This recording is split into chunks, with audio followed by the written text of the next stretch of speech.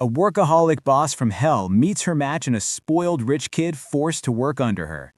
Their first encounter involved a stolen taxi. Their second was a disastrous first day at the office. Now he has 3 months to win her over and get a perfect evaluation, or he loses his inheritance. His crazy plan is to seduce the boss. Can this chaotic duo survive the corporate jungle, or will their office war turn into something more? Find out now. Don't forget to like this video and subscribe to our channel for the next episode. The scene starts in a modern office building. Executives are panicking. A major contract is on the line and the support staff they were promised is over 30 minutes late. They need the best employee right now.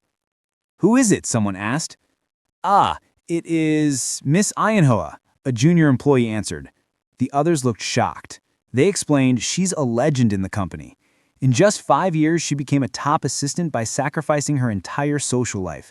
They call her the woman who lives in the company, a fox, a crazy person whose only hobby is working.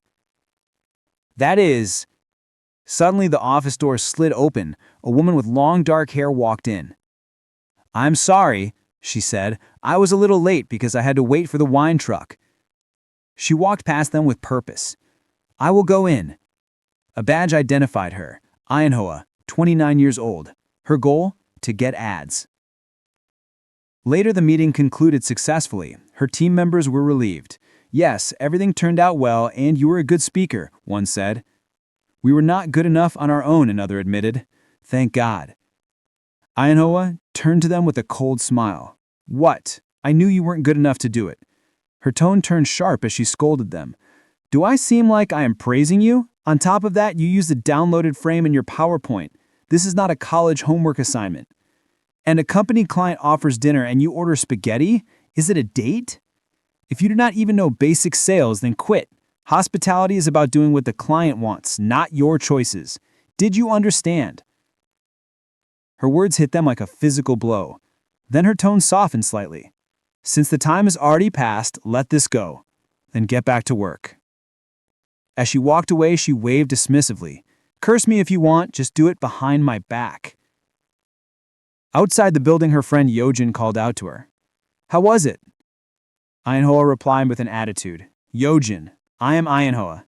Don't ask about what is obvious." Yojin laughed. "We entered at the same time, but I have a feeling you're getting ahead of me. Look at you. Your life is just work and home. Get into a relationship. What about office love? You can see him every day, and you don't have to spend a lot on dates." Yojin continued. "You are just like middle-aged man. You should try to have fun. You're still young. You should date a little. You can even find a rich guy." Ionhoa took a sip as her drink, unfazed. "Good. What is wrong with that? I prefer being single and crazy for work over doing those stupid things." The scene changed to a noisy club where a man was live streaming. "Hello guys, I came here for the birthday of my friend. Let me introduce. Here's the main character." He turned the camera to a handsome man. The chat flooded with comments. "Wow, he's so hot. What is his name? Look at his face. It is crazy." Suddenly, the man's phone rang. He answered the call in a quieter area. "Yes, Grandpa, this is Ji Wong." "Ah, me? I was studying. It looked like I was so engrossed in studying that I did not even hear when you called. Sorry." His grandpa yelled through the phone. "I can hear all the music. Do you know that it has been 3 months since you've been on this empty head? How long will you continue with that?" "I remembered. I just got a job and have to go to work tomorrow. You know that your old man worked so hard for you to be here? Do you remember the condition for me to leave my will? If you show me that lazy side one more time, I will cut all connections with you and send you on the streets." Ji Wong pleaded. "Deal. And from here on out, I will do the best in the company. I will also shoot a video to show you that I work." "Really?" "Yes." His grandpa conceded. "So go in now and check the apartment. You have 30 minutes. And his grandpa started counting down. 29 minutes left. "Wait, Grandpa, wait a minute." Ji Wong sprinted out of the club. "Oh, Seo Ji Wong, where are you going?" his friends called. "I'm going. Play by yourselves." Meanwhile, Ionhoa stood on a street corner at night looking exhausted. It's late. How can there not be a taxi? After 30 minutes, finally she spotted one. "Oh, taxi! Why am I so lucky?" As she reached for the handle, a man's hand grabbed it at the same time. They looked at each other. She smiled sweetly. "Hey, I grabbed it first." He replied, "I won't lie, it's true. I waited for an hour, and the driver saw me first because I have long arms." She retorted, "You may not know this, but I was carrying a bag and swinging it." They glared at each other like a tiger and a lion. Suddenly, the man looked down. "Ooh, it's 50,000 won." "What? Where?" she asked, looking at the ground. As she looked up, he had already slipped into the taxi and was waving at her with a smug grin. "Greetings to you," he called out. "Sorry, but I'm going first." Sir, go faster," he told the driver. Furious, she shouted at the departing taxi, "Next time we meet, I will make you pay! I will make you pay!" The next day at the office, a manager introduced the new employee. "This is Seo Ji Wong, a new employee. And this is the professional employee, Ionhoa." They stood face to face, both stunned into silence. Seo Ji Wong broke into a cold sweat, while Ionhoa wore a strangely happy, almost sinister smile. The morning began at 5:10 a.m. as an alarm blared from a phone. In her bed, Ionhoa slowly opened her eyes, thinking to herself, "Miracle on the morning of the 20th." She sat up and began her daily routine, a guided morning meditation on her phone. The instructor's soothing voice filled the room. "Think like you are walking in a flower bed. We are walking in a green field." Ionhoa closed her eyes, imagining birds chirping and warm sunlight on her face as she followed the instructions. "Okay, everyone, put your face to the sun and feel the warmth. Let's say one thing we are grateful for." She took a slow breath. "Today is good. I'm grateful I'm safe and I don't get fired. I'm grateful for my work so that I won't go hungry." But her peaceful thoughts quickly turned sour. The salary. Her serene mental landscape was replaced by a dark, rainy storm as she thought about all her money disappearing into management fees, savings, insurance, and her pension. Her anger grew as she remembered other frustrations. "My mom even sells t-shirts everyone can easily make, and I have to buy it for 2 million won? I couldn't even get a taxi yesterday. It was 1 a.m. when I drove for 50 minutes. Her mind flashed back to the man who stole her taxi. She imagined him laughing mockingly. "Aren't you an idiot? You'd believe something like this?" Then she pictured him sneering. "Live on the streets this way for the rest of your life." She let out a furious scream, shattering her meditative calm. The instructor's voice seemed to echo in her mind. "You have failed to put your mind at ease, viewer." Clenching her fists, she muttered, "If I saw that bastard again, I would have pulverized his bones." Trying to regain her composure, she took a deep breath. "It can't be like this. Calm down." Just then, a notification pinged on her phone. It was a message from her landlord about a 30 million won payment. She screamed again in frustration.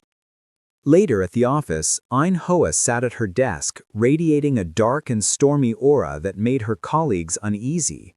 A couple of them were chatting, noting how she had come in early after telling them to do the same. Suddenly, she appeared behind them, her expression menacing. "What can you smile about before people who are going to be fired know each other?" she asked. Startled, one of the employees quickly switched his screen. "Oh, boss, have you come in early today?" he stammered. She replied coldly, "I heard that you have to come an hour early for the work to run smoothly, right?" As she walked away to get coffee, they breathed a sigh of relief. Ionhoa stood alone in the elevator, sipping her coffee and waiting for the doors to close. As they slid shut, a hand suddenly shot through the gap, holding a phone. The doors reopened to reveal a young man filming himself with a vlogging setup. "I'm currently in the elevator on my first day of work," he said to the camera. It was 8:59 a.m. "Well, the building is a little small," I thought. Ionhoa's eyes narrowed as she noticed his luxury sneakers and expensive watch. Her gaze then fell on the camera pointed in her direction. She quickly shielded her face with her coffee cup. "What are you shooting now?" she demanded. He looked at her, feigning innocence. "Oh, hey, do you mean me? I'm filming this vlog." She snapped back. "Did I ask if it was a vlog? I asked why you're filming me. You are really strange." He then turned to his camera with a pitiful expression. "Serious, today is my first day and they're scolding me like this. But I'm okay. I won't be giving up. You don't have to worry about me." Furious, she ordered, "Turn off the camera. Who said you could use me for your content?" He ignored her plea. "This is a bit difficult," he continued to his camera. "I will make it so that your face isn't apparent." "I am telling you to turn it off. Do you film anything without my consent?" she yelled.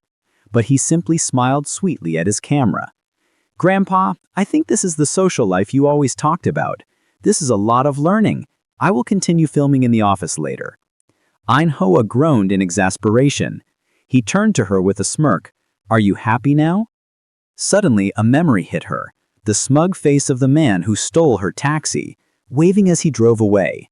"It was him! You—" she stammered. He looked at him blankly. "Yes?" "Don't you know me, that taxi?" He shook his head. "No, taxi?" She raised her voice. "I remember, yesterday you stole a taxi. This is a prank, isn't it? Are you following me or something?" He looked genuinely confused. "Hey, I'm sorry, but I really don't know what you're talking about." He paused, then his eyes lit up as if in recognition.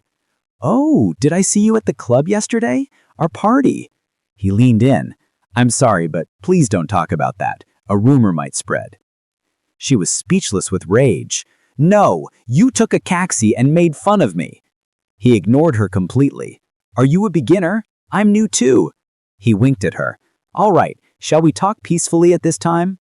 Just as she was about to explode, the elevator doors opened. A senior executive stood there. "Oh, have you already been introducing yourselves?" he said cheerfully. "This is Seo Ji Wong, the new employee. And this is the professional employee, Ionhoa, his senior." Ji Wong began to sweat as the president continued. "You will learn a lot from Miss Ha, isn't that right?" The president then addressed Ionhoa. "I have prepared the meeting room in advance." She nodded numbly. The president left, and the elevator doors closed, leaving them in a chilling silence. Ji Wong finally broke the silence. "I was sorry about earlier." Ionhoa glanced down and said flatly, "The laces on your sneakers are not tied." "Yes?" he asked, looking down at his shoes. While he was distracted, she leaned in close, her voice dripping with venom. "Greetings to you." Ji Wong froze. The memory of her screaming at his departing taxi flooded his mind. He looked up to see her smiling, a terrifyingly sweet expression on her face. "Let's get along well from now on," she purred. "Are you employed to work with me now?" Don't forget to like this video and subscribe to our channel for the next episode.